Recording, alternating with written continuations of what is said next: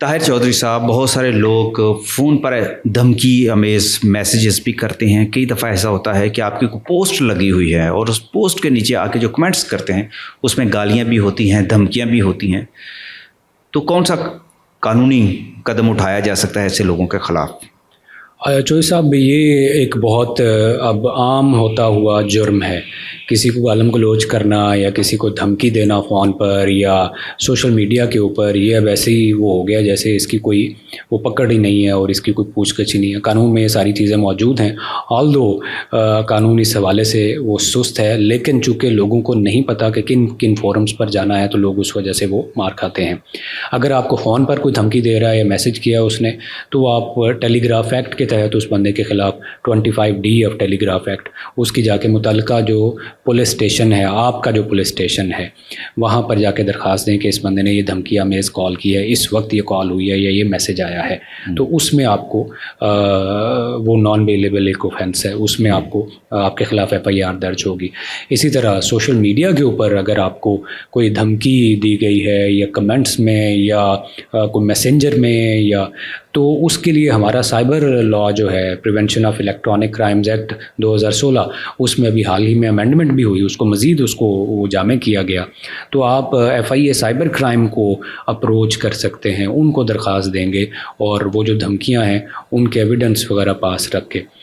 اسی طرح اگر آپ کو ریئل لائف میں آمنے سامنے آپ بیٹھے ہوئے ہیں، وہاں پر آپ کو کسی نے اگر دھمکی دی ہے تو اس کے لیے آپ PPC پاکستان پینل کوڈ کے سیکشن 506 اور 506B وغیرہ آگے ان کے تحت آپ متعلقہ تھانے میں لیکن وہاں آپ کو جو ہے وٹنس چاہیے ساتھ. ڈیفینیٹلی وہ وٹنس چاہیے، لیکن فون پر آپ کو وٹنس نہیں چاہیے. فون پر دھمکیاں سوشل میڈیا پر وہ ظاہر ہے آپ کے پاس وہ ایک ایویڈنس ڈاکومنٹری. سوشل میڈیا پر جو آپ کے کوئی بھی پوسٹ لگاتے ہیں نیچے گالیاں بہت دیتے ہیں، تو اس پر بھی ہوتے ہیں. ڈیفینیٹلی اس میں بھی آپ دیکھیں، اگر تو وہ ہراس کر رہا ہے کوئی بندہ، اس کے گالیاں دے کر ہراس کرنا ہی ہوتا ہے، اس کی ہراسمنٹ کی اپلیکیشن وغیرہ. اگر آپ کو کوئی ڈیفیم کر رہا ہے تو اس کے لیے بھی آپ 499 اور 500 آف پاکستان پینل کوڈ، اس میں آپ استغاثہ میں جا سکتے ہیں.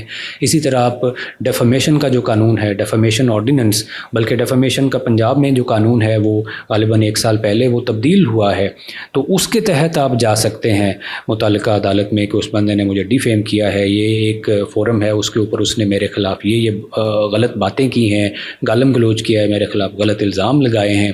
تو اس میں یہ تو پوسٹ ہو گئی نا، ہاں کسی نے خلاف کی، لیکن آپ کی پوسٹ کے نیچے کمنٹس میں آ کے کوئی آپ کو گالیاں دیتا ہے.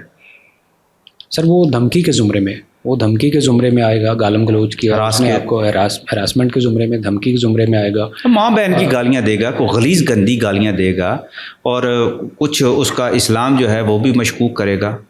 یہ تو عام ایک ہمارا رویہ ہے نا. ڈیفیم کر رہا ہے اور اس کے یعنی قدم اٹھایا جا سکتا ہے، جس کا بھی وہ سوشل اکاؤنٹ ہے وہ قدم اٹھا سکتا ہے. بالکل اٹھا سکتا ہے. اس کی جو ایویڈنس ہے وہ پروف ان گالیوں کے، غلط جو باتیں اس نے کی ہیں، جو الزام لگائے ہیں، اس کی جان کو خطرے میں ڈالا ہے، وہ ثبوت اس کے اسکرین شاٹ وغیرہ لے کے اس نے کس فورم پر بات کی ہے، تو وہ سارے اسکرین شاٹ کے ساتھ آپ سائبر کرائم جو ہے اس کو وہ اپروچ کریں اور اس کے خلاف جو ہے وہ آگے پروسیڈنگز جو. چلیں، بہت بہت شکریہ طاہر چودھری صاحب.